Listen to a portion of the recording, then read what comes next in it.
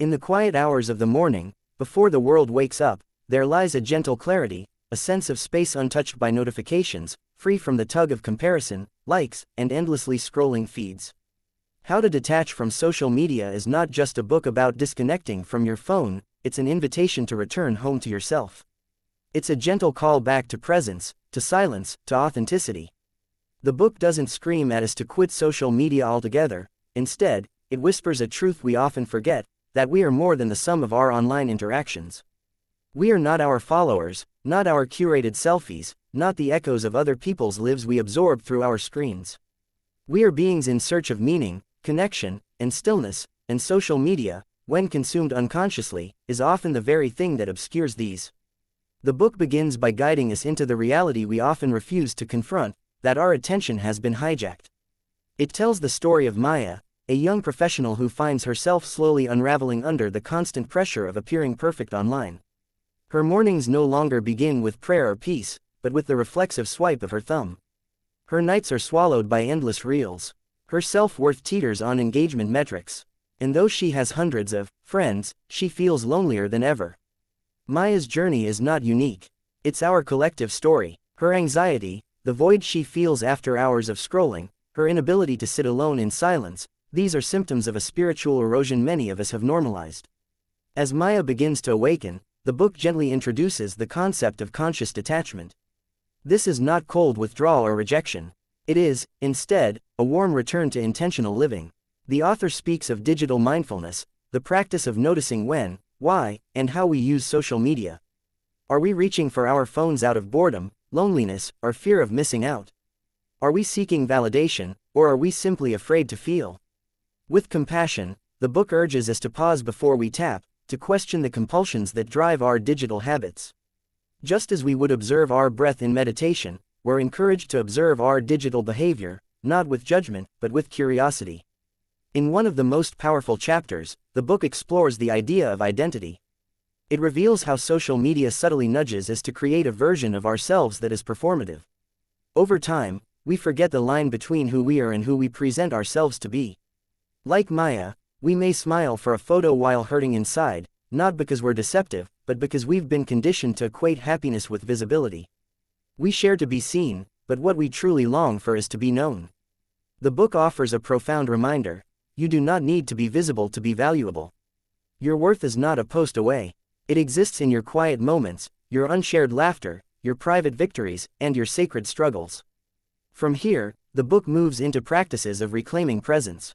It invites us to experience the world without filters, to walk without needing to capture, to eat without photographing, to witness beauty and not broadcast it. It tells the story of a man who, after years of documenting every aspect of his life for his followers, takes a silent retreat in the mountains. There, disconnected from Wi-Fi and the noise of the digital world, he remembers what it feels like to feel. He watches the sunrise, not for likes, but for life. He listens to the wind. He cries. He begins, for the first time in years, to be truly with himself. The transformation isn't dramatic or glamorous. It's subtle, sacred, and real, and that is the kind of healing the book points us toward. One of the most transformational insights the book offers is that of digital boundaries. Not rigid rules that shame us, but loving limits that honor our energy. The author suggests starting with small steps, disabling unnecessary notifications, creating screen-free zones in the home, having sacred hours in the morning and evening away from devices. These simple shifts, while they may seem trivial, begin to reshape the brain and soul. The silence they create isn't empty. It's a container for clarity, for creativity, for connection with self and others. Through real-life examples, the book shows how families begin to talk again, how lovers rediscover each other, and how individuals find the space to hear their own thoughts, all by introducing gentle digital discipline. The author also doesn't ignore the grief that often accompanies detachment. There is a real emotional withdrawal when we pull away from the dopamine-driven cycle of social media. We may feel restless, bored, or even anxious in the absence of constant stimulation. But the book offers a gentle truth. Discomfort is not a signal to return to the old habit, it is a doorway to healing. It compares this period of digital fasting to the first days of a meditation practice, where the mind rebels before it settles. If we stay with the discomfort, if we breathe through it, something deeper begins to awaken, a self untouched by algorithms, a peace not dependent on pings.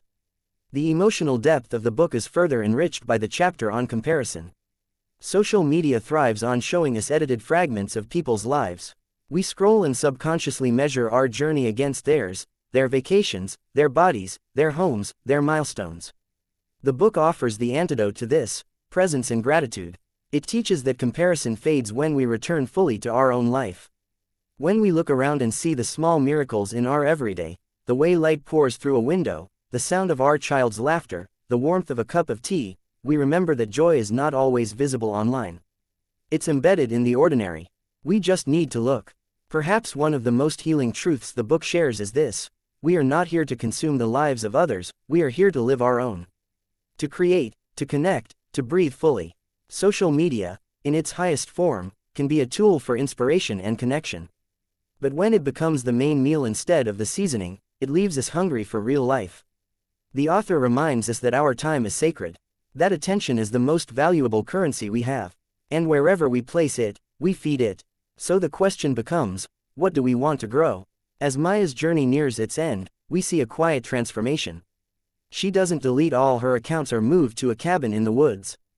But she learns to use her phone without losing herself. She learns to log out not just from apps, but from the need to be constantly on. She returns to journaling. She begins to walk again, not to count steps but to feel the earth. She sits with her discomfort. She cries without filming it. She laughs without sharing it. Slowly, her life becomes hers again, unfiltered, unbroadcasted, yet infinitely more alive. How to detach from social media is a gentle guide, not a rigid manual. It doesn't shame us for our digital habits, it holds our hand as we remember a slower, softer way to be human. It offers a path back to depth in a world that celebrates surface. It calls us not to abandon the digital world, but to navigate it with our eyes open and our hearts intact. The goal is not to disappear, it is to become more fully present. More fully ourselves. In the end, the message is clear and luminous.